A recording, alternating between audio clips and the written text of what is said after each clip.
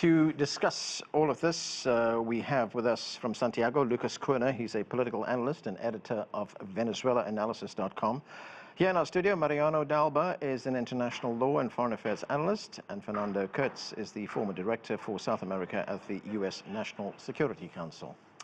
Thanks to all of you for being with us. Mariano, let me start with you. It's been just over a year since Juan Guaido proclaimed himself president. About 50 countries have recognized him as such. But the reality is that Nicolas Maduro remains in power. So what's next for Venezuela? Are we now at a stalemate? Yeah, sure. I think that's safe to say. We're in a situation in which the quality of life for the citizens of Venezuela continues to deteriorate. There's no political resolution in sight. The Maduro regime has shown some pragmatism, taking some measures to liberalize parts of the Venezuelan economy, and at least in Caracas that has shown a minor improvement in the conditions, but I would say that still over 90% of the population is living in very dire consequences. And also another thing that happened in 2019 is that because of the political conflict, the majority of the Venezuelan people got fed up of that situation, and they now are simply trying to survive, simply trying to put food on the table and trying to keep their lives going on. Right. And there's no much appetite for going back to the streets and hold massive protests against Maduro. Without that element, I would say that it is unlikely that we will see political change in Venezuela this year. All right, at this point, let me bring in Edgardo Lander. He's a member of the Citizen Platform in Defense of the Constitution in Venezuela. Edgardo, we've just been listening to what Mariano has been telling us about the future for Venezuela right now. There are parliamentary elections coming up later this year. Could anything change with those elections? Well, there are some significant changes that have already occurred over the last year. When Guaido became proclaimed himself as president, there was a great expectation among the opposition and a great proportion of the Venezuelan population that things were going to change, because he offered that he would get rid of Maduro immediately. And the fact that he offered that it would be an immediate process, the fact that he wasn't able to carry out his offers really led to great deceptions in the Venezuelan population. And the expectations of immediate solutions sort of faded. Over the second part of the last year, a new sort of mood was created in the country related to a sense that this confrontation, U.S. intervention, military coup, civil war, really wasn't a solution to Venezuela's problem, and there needed to be some sort of negotiation. We had to return to politics, right, to negotiated tables in which we saw a situation in which the purpose was not to destroy the enemy, but in politics to confront political opponents. This is a situation that has been sort of gathering steam for quite a while. Now, the majority of the population wants to participate in elections. The country is not as polarized as it was, say, a couple of years ago. There's a split, something like 24% people back the government, something like 40% back the opposition, but 36% back neither one or the other. So it's a quite different situation right now. There are great expectations and demands that we have a new electoral council, that we have new parliamentary elections. Yeah. And there's quite a difficulties in this process, because some of the most right-wing sectors of the opposition want to block any possibility of elections, because they think that this would lead to a sort of normalization, which would lead to stability for the Maduro process. Right. But as I said before, more and more people are demanding that we have elections. Yeah. And the government is talking about the need for elections, but at the same time putting a lot of obstacles. Right. Let me go to Lucas in Santiago. Lucas, Maduro remains in power, but at enormous cost to the Venezuelan people. These sanctions, U.S. sanctions that have been imposed against Venezuela are really hurting. How do you see things move forward?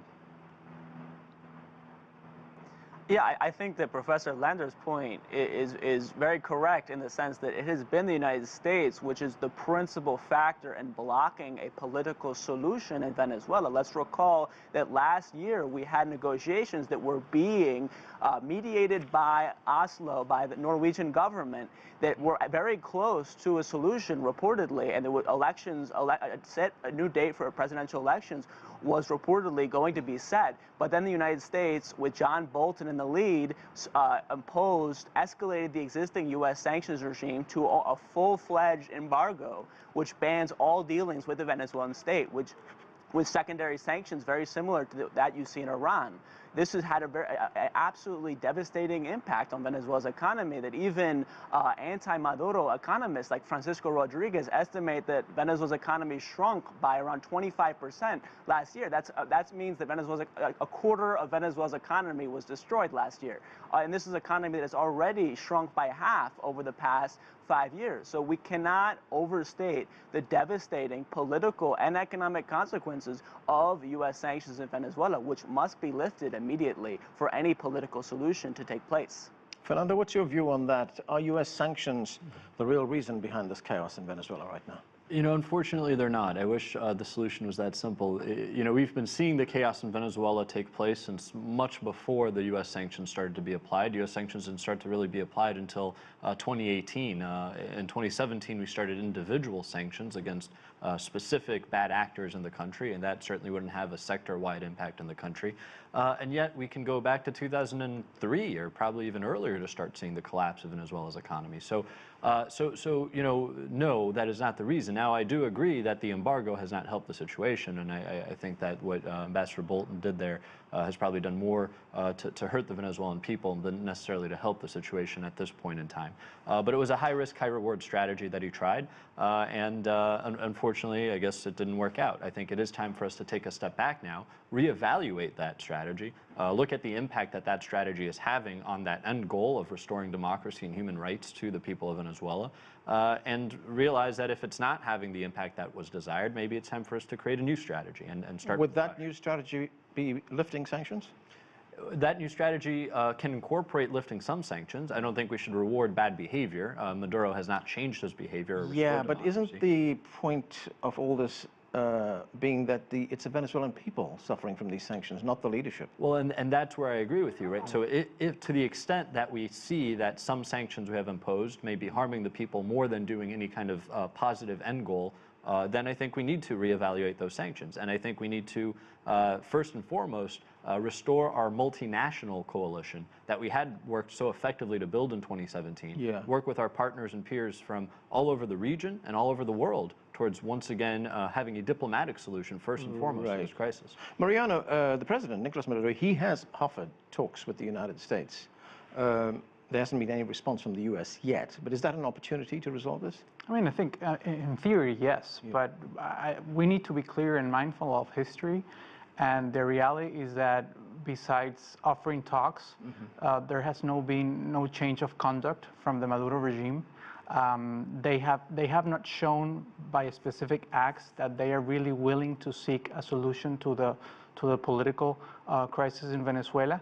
And I think that the key, after so many failed tries of negotiations, I think that the key for a successful negotiation is one where both parties, not only the Maduro regime, but also the Venezuelan opposition and obviously relevant international actors, they move forward with a specific acts that start building confidence among the parties that they really want to seek a solution. But to be clear here, I think that although I agree that maybe the timing of those August 2019 sanctions by the Trump administration was not unfortunate, I do believe that the responsibility of the failure of the talks mediated by the Norwegian government remains in the hands of the Maduro government, because they are the ones that should have shown a concrete willingness to seek a solution, and they haven't done so, basically by keep violating human rights, persecuting members of the opposition, and simply, recurring to force instead of dialogue. Are we having a bit of a blame game going on here? Sure. I mean, I think it's now a very long conflict. Yeah. Everybody has some blame, and that is why I'm saying that if this is going to move forward, which I see very unlikely, it is going to require shows of goodwill, but real acts from every single party involved in this situation. All right, let me get Edgardo Lander's view on this. Edgardo, we just heard that the current strategy is not working. Something needs to change. What do you think needs to change? Well, first, the sanctions, obviously, as has been said, it's not just a Venezuelan experience. Sanctions all over the place have failed, and sanctions impact people, not governments. So a lot of the suffering of the Venezuelan people today are due to sanctions. It's not the cause of the Venezuelan economic crisis, of the humanitarian crisis, but it certainly has an enormous weight. So that's something that has to be taken into account. Something else is that you completely have to withdraw the notion that the United States is the one that has to decide the future of Venezuela. The threat of military intervention, as was called by Maduro and his people, really made it quite impossible to have reasonable negotiations. If the negotiations was that Maduro resign or will have a military intervention, that sort of thing, that logic simply doesn't work. In the case of the military, it's really gotten the military to group around the government, because the purpose of the military all over the world is to preserve the nation. And if there's a threat of invasion, it's not likely that the military will split.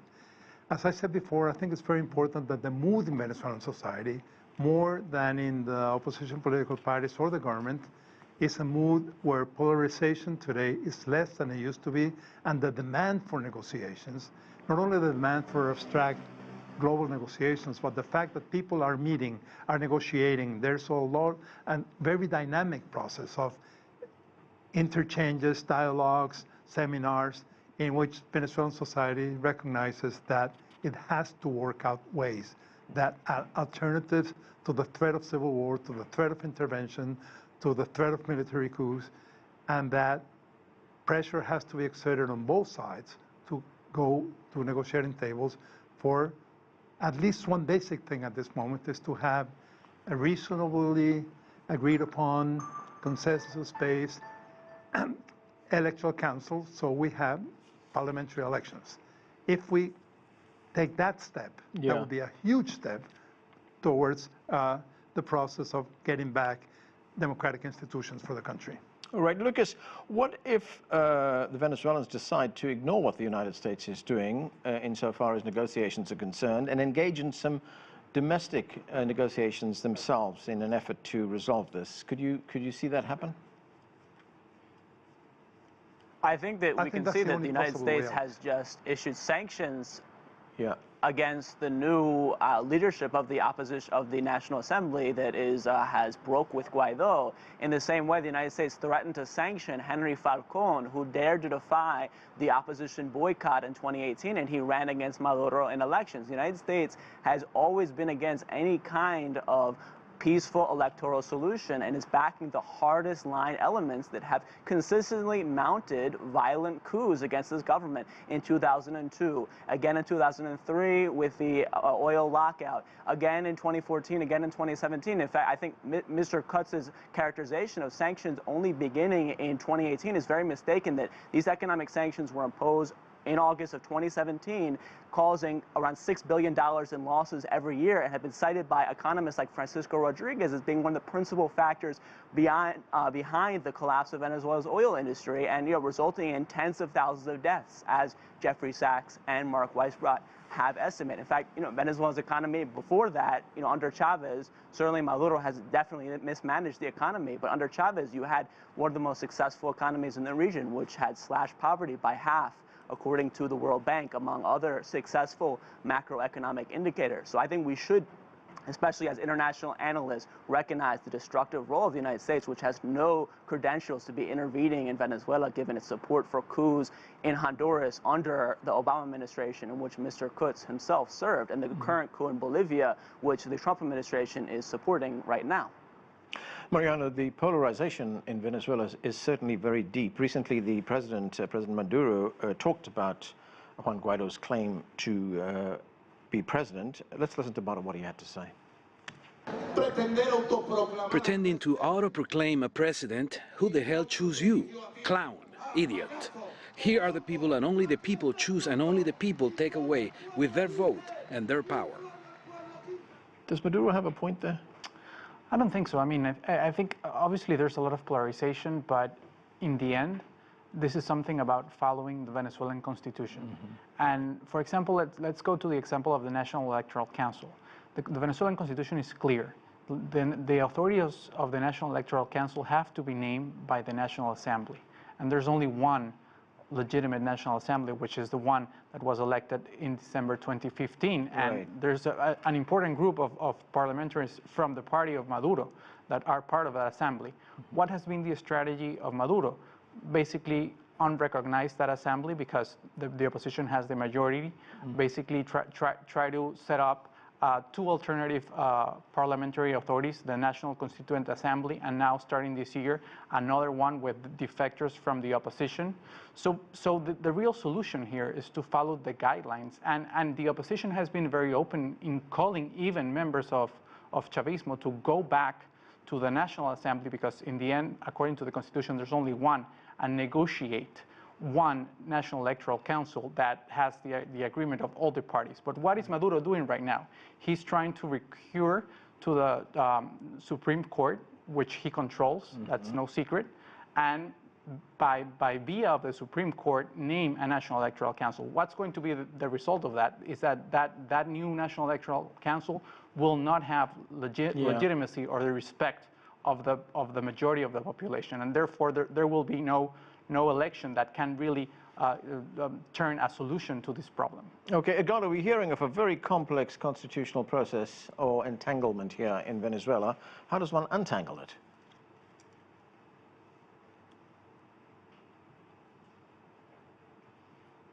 I think both government and opposition parties have to listen to Venezuelan society, to the demands of Venezuelan society, to this change in perceptions that is happening all over the place, to the need to agree on really basic issues.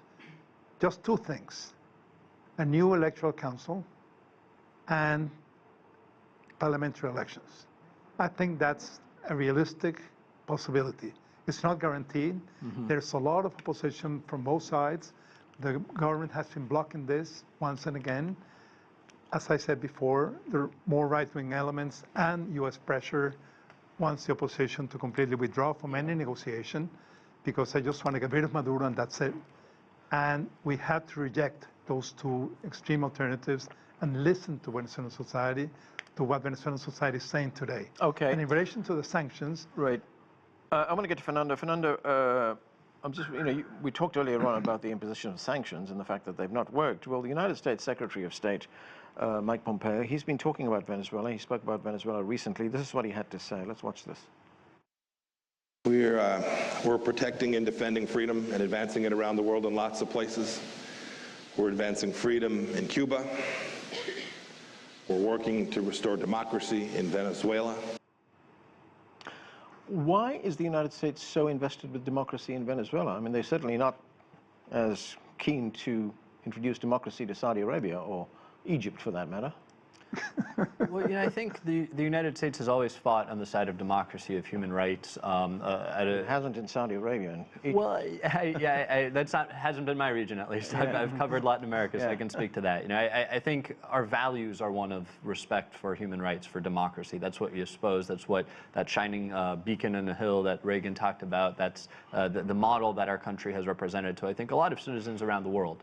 In the case of Venezuela, you know, it's a regional partner of ours. It's a country that's very close by. It's a country that shares borders with countries that are friends and allies of ours. The crisis in Venezuela is not unique to Venezuela. It's a humanitarian crisis now that not only affects the millions and millions of people who are suffering in the streets every day of Caracas and other cities around Venezuela, but affects all of the people who are now spilling over into other countries. Colombia, who has taken in almost 2 million citizens now, Brazil, Peru, Ecuador, Chile, Argentina. So it's become a regional crisis, and that has implications for our foreign policy, for our national security, and of course the humanitarian and basic democracy, human rights implications that we always fight for. Lucas, what is your view on that? The United States basically saying that we are here to impose democracy on Venezuela. I mean, I think it's a fairly laughable claim, given that Mr. Cutz's boss, Barack Obama, his administration, supported the 2009 coup in Honduras, which has made Honduras the most dangerous place for environmental activists. You know, the Trump administration supporting the coup, the bloody coup in Bolivia, which has left dozens dead, and you know they're currently persecuting the Socialist Party there. I mean, in Brazil, you had the front-runner banned from running in 2018, Lula da Silva, who would have easily won the elections, and the United States doesn't say anything and recognizes who was arguably a neo-fascist, Jair Bolsonaro, in Brazil. And this is just a recent history. We can talk about, you know, Mr. Cutz talked about Ronald Reagan's Shining City on a Hill. Ronald Reagan supported death squads in El Salvador, Contras in Nicaragua, in Guatemala, who slaughtered genocide in Guatemala against the indigenous Maya people there. So the United States has left really a trail of blood in Latin America, and for that reason has zero democratic credentials. And we're not going to even begin to talk about the genocidal U.S.-Saudi war in Yemen, which is ongoing and the Obama administration began, or the catastrophic U.S. regime change in Libya. Okay, Fernando, I'm going to give you a quick chance to respond to that, and then I want to get to Mariano. Well, you know, listen, there's a lot there that we could certainly have discussions about topic by topic. Probably be another show, right? On the Venezuela point, let me be clear. If we want to have a debate about whether or not we should support democracy or dictatorship, I'm happy to have that debate anytime. Okay. We will support democracy. I support the fact that we're supporting democracy, and I think the majority of Americans would too. Right. There was a piece, Mariano, in the Wall Street Journal recently. It was headlined, "How Putin Outfoxed Trump in Venezuela." It says the Trump administration underestimated how much support President Nicolas Maduro would receive from Russia and Cuba, as well as from U.S. allies. In fact, Elliot Abrahams, the U.S. envoy, acknowledged as such. Has the U.S. got it wrong here? I mean, I think yes. I think in the end, the U.S. government underestimated how invested was Russia and the Putin government in helping Maduro. Obviously, Russia sees two main objectives in this affair. First, obviously, they want to show around the world that the U.S. is not as powerful as it was before. And second, it is no secret that Venezuela has a lot of economic resources, oil, minerals like gold and so forth. And, you know... ultimately, is this about oil? Yes, I think yes. I think that Russia sees this as first as a geopolitical game, but second, this situation and the confrontation between the Maduro government and the U.S. has opened a door for Russia to profit. And obviously, Russia is in need of more economic resources. And in the end, I think it's quite cynical to see this as the U.S. may be trying to impose democracy in Venezuela. Yeah. The reality is that Venezuela has had, at least I would say until 2015, 2016, a very forceful democracy, and a democracy that was very, the people of Venezuela really thought that democracy was the right way to go, and that is reflected not only in the Venezuelan culture, but also in the Venezuelan constitution, right. And even the constitution that Mr. Hugo Chavez proposed and was approved in 1999. So I think that in the end we have to see this of what really the majority of Venezuelans think, as want. Professor Lander told us, that mood is returning to Venezuela right now. That's correct. Yeah, okay. We're going to have to leave it there. We've run out of time. Thanks to all of you for being with us. That's it for this edition of The Heat. I'm Anand Naidu in Washington, D.C. Thanks for watching.